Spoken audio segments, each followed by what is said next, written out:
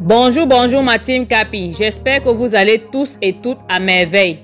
En tout cas, je le souhaite à chacun de vous. Je choisis assez tardivement de me prononcer sur cette affaire concernant le prétendu métier de Papa Caviar. Et comme le dit le dicton, mieux vaut tard que jamais. Comme quoi il serait vigile en France. Je me pose encore des questions à ce sujet. Et si cela s'avère vrai, n'est-il pas un métier noble et digne comme bien d'autres? Où est le crime posé par cet homme au point de susciter des railleries et déceptions par de nombreux internautes?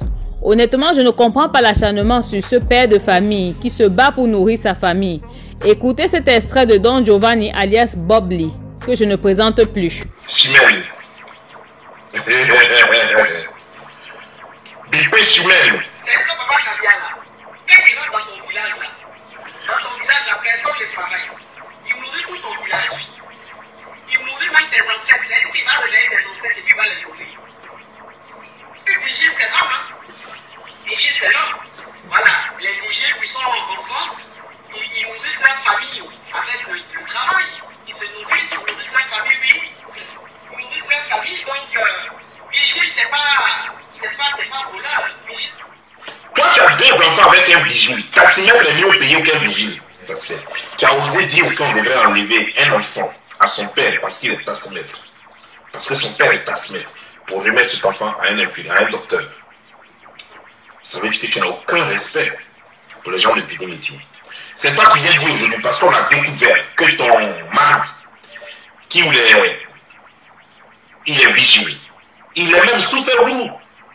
Sous ferrou, ça veut dire que les gardiens de nuit. Ton mari est un sous ferrou, ça veut dire que quoi? Lui, il vient s'arrêter devant la porte des gens, soleil, lui tape, froid, le tape, et puis il est là, arrêté comme un piqué. On dirait un macharon piqué. Et il est arrêté là. Et il va rester là jusqu'à là. Même sur lui, il ne peut pas sourire, tellement tout est contrôlé sur lui. Et c'est toi qui viens dire aux gens de laisser leur gars, parce qu'ils sont taximètres, parce qu'ils sont vigiles, parce qu'ils sont des gens de petits métiers, pour chercher des riches gars. Alors que toi-même, ça fait plus de 20 ans, plus de 15 ans, pardon. Ça fait plus de 15 ans que tu es avec un poivre, un pauvre lot, un Yougos, président de la Yougoslavie. Toi-même, tu n'as pas trouvé le chemin qu'on emprunte pour aller chercher les caviars. Tu es avec un gars et tu as deux enfants avec lui. D'après toi, une fille et un garçon. Tu as deux enfants avec lui, avec un Yougos, quelqu'un qui se cherche, qui n'a pas d'avenir. Et tu voudrais que les filles abandonnent leurs enfants ou prennent leurs enfants à leur père pour aller donner. Pourquoi toi, tu n'as pas pris tes deux enfants pour aller donner à un riche gars?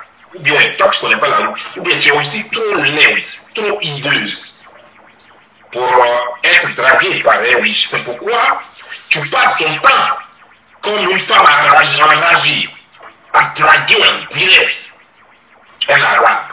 Parce que tu les cherches avec torche, mais ils te fuient. Sérieux? Mais en plus, tu dis, est-ce que vigile, c'est pas l'homme? Ah, aujourd'hui, vigile, c'est l'homme. Est-ce que vigile, c'est pas le métier? Ah, donc aujourd'hui, tu reconnais que vigile, c'est le métier. Mais pourquoi tu n'as jamais donné du respect à tous les petits métiers alors? Si tu sais très bien que être vigile, ce n'est pas mauvais, et que c'est un métier qui nourrit son homme, qui nourrit des familles, alors pourquoi tu n'as jamais donné du respect aux gens des petits métiers? Et que tu les as toujours écrasés, et que tu les as toujours sous-estimés? Pourquoi? Parce que tu voulais qu'on croie que toi tu es trop arrivé, que toi tu es d'une famille riche. Tu sais, la seule personne qui peut se cacher ici sur terre, qui peut mentir, et que son mensonge n'a jamais la rattrapé là, la personne n'est pas encore de ce siècle-là, de cette ère-là, de notre globe terrestre là. La personne a peut-être quitté sur Mars. C'est là-bas qu'il peut vivre. Et peut quitter là-bas, il peut venir dans l'autre monde là, puis vous mentir. Si ensuite tu es de ce monde-là, ton mensonge là, c'est une question de temps.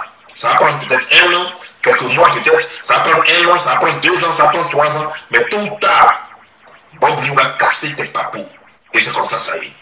À partir d'aujourd'hui, tu dois respecter tous les gens nobles, ces femmes battantes, ces femmes braves, qui se battent tous les jours pour nourrir leur mari. Ces femmes qui courent après l'amour avec leur cœur et non pour de l'argent. Ces femmes qui sont respectables. Tu vas apprendre à les respecter. Et tu vas demander à tout, tu vas faire maintenant d'autres discours. Il faut demander à toutes les prostituées de quitter la prostitution. Et de devenir femme exemplaire, de devenir femme respectable. Ça, c'est le discours qu'on attend de toi. Toi, une minable qui n'est rien dans le mari, n'est rien pour Mardon, un super ou un vaurien comme ça. Un gars qui passe son temps à laver les assiettes chez toi à la maison. C'est toi qui viens manquer du respect aux gens parce que quoi, toi, t'es qui? Une famille de réseaux, de parents. Un gars bien à souhait, avec un tel sale, des doigts sales, on dirait quelqu'un qui a paralysé, avec ses doigts, on dirait sur le régime de banane pouillot. C'est vous qui allez venir emmerder les gens ici. Toi, t'es qui, toi? Si, je vous laisse. Portez-vous bien. C'était Bobby. Je suis une légende. Ciao. Après l'avoir écouté, je pense qu'il a un gourmet de la coach à mon chic, ou alors il juge qu'il serait le meilleur candidat pour elle et essaie d'attirer son attention. Et vous, mes capis, que pensez-vous de ce qui se raconte au sujet du mari de la framponneuse, mais surtout de l'attitude de Bob Lee à chaque fois vis-à-vis de cette femme? Merci d'être resté jusqu'à la fin. On se retrouve bientôt dans une nouvelle vidéo.